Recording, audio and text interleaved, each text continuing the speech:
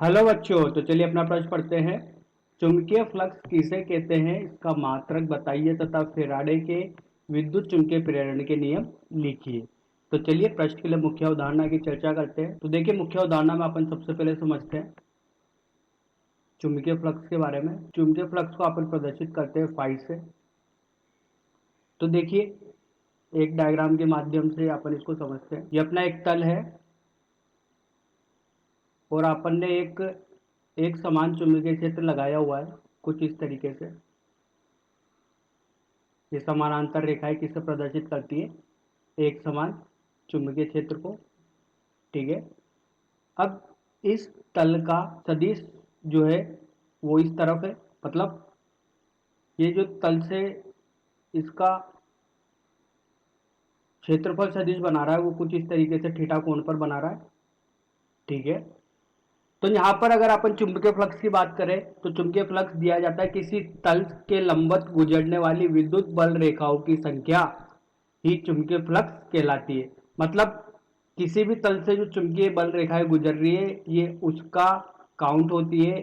ठीक है। वही क्या कहलाती है? अपन की चुंबकीय फ्लक्स कहलाती है। तो जो फ्लक्स होता है वो होता है अदिश गुणन होता है बी का क्षेत्रफल सदिश के साथ। तो इसको अगर अपन लिखे तो इस तरीके से लिख सकते हैं बी ए कोस थीटा। थीटा किस किस के बीच का कोण है? यहाँ पर चुंबकीय क्षेत्र और क्षेत्रफल सदिश के बीच का कोण होता है यहाँ पर। तो यही अपन का क्या होता है? चुंबकीय फ्लक्स। अब यहाँ पर अगर अपन बात करें, दूसरे नंबर पर आती है यहाँ पर फैराडे के विद्युत चुंबकीय प्रेरण के नियम। तो चलिए फैराडे के नियम यहाँ पर समझ लेते हैं अपन। फैराडे के विद्युत चुंबकीय प्रेरण नियम। तो देखिए, को भी एक चित्र के माध्यम से समझते हैं। अपने पास एक कुंडली है, यहाँ पर अपन ने एक गैल्वेनोमीटर लगाया हुआ है। ठीक है।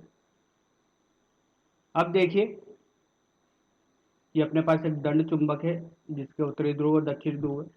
जैसे इस दंड चुंबक को अपन पास लाते हैं तो इससे बद्ध चुंबकीय फ्लक्स में परिवर्तन होता है। जो ये कुंडली होती है इससे बद्ध चुंबकीय फ्लक्स में परिवर्तन होता है। चुंबकीय फ्लक्स में जैसे ही यहाँ पर परिवर्तन होता है, ठीक है, तो यहाँ पर एक प्रेरित धारा उत्पन्न होती है। इस गैल्वेनोमीटर में विक्षेप उत्पन्न होता है जिससे कि यहाँ पर अपन को पता लगता है कि धारा प्रेरित हुई है। और वो प्रेरित धारा की वजह से विद्युत वाहक बल आता है जिसे अपन बोलते हैं प्रेरित विद्युत वाहक बल। तो फैराडे का सबसे पहला नियम ये बोलता है किसी कुंडली से बद्ध चुंबकीय फ्लक्स में अगर परिवर्तन होता है तो वहां पर एक विद्युत वाहक बल आता है और ये अपन को बताता है गैल्वेनोमीटर, मतलब इसमें धारा आई है तो इसमें विक्षेप उत्पन्न हुआ है। और दूसरा नियम अपन को यह बोलता है फैराडे का कि जो विद्युत वाहक बल होता है समानुपाती होता है फ्लक्स में परिवर्तन की दर के।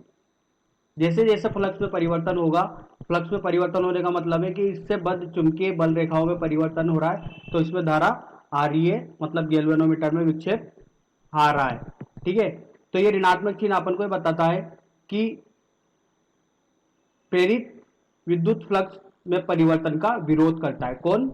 ये जो प्रेरित विद्युत वाहक बल है ये इसमें हुए परिवर्तन का विरोध करता है, इसलिए अपन यहाँ पर क्या लगाते हैं? ऋणात्मक चिन्ह लगाते हैं। तो चलिए अब अपन इसको लिख लेते हैं। सबसे पहले अपन को यहाँ पर बताना है चुंबकीय फ्लक्स के बारे में। तो चुंबकीय फ्लक्स के बारे में लिख लेते हैं यहाँ पर। चुंबकीय फ्लक्स के बारे में जैसा अपन ने समझा है मुख्य अवधारणा में, वही यहाँ पर लिख लेते हैं। यहाँ पर चुंबकीय क्षेत्र में किसी स्थित किसी तल से गुजरने वाली कुल चुंबकीय रेखाओं की संख्या को चुंबकीय फ्लक्स कहते हैं। तो अपन इसे लिखते हैं बी ए कोस थीटा। यही अपना सूत्र होता है चुंबकीय फ्लक्स का। तो इसका जो मात्रक होता है वो होता है टेस्ला मीटर का वर्ग और इसी को अपन बोलते हैं वेबर एसआई पद्धति में। ठीक है। ये इसका क्या हो गया? मात्रक हो गया चुंबकीय फ्लक्स का। अब अपन को यहाँ पर बताना है फैराडे के विद्युत चुंबकीय प्रेरण के नियम बताने। तो देखते हैं फेराडे के नियम। पहला नियम क्या बोलता है, जब किसी परिपथ से बद्ध चुंबकीय फ्लक्स में परिवर्तन किया जाता है तो उस परिपथ में एक विद्युत वाहक बल प्रेरित हो जाता है। इसका अस्तित्व उस समय तक रहता है जब तक कि चुंबकीय फ्लक्स में परिवर्तन होता है। कब तक अस्तित्व रहता है, जब तक अपन चुंबकीय फ्लक्स में परिवर्तन करते हैं।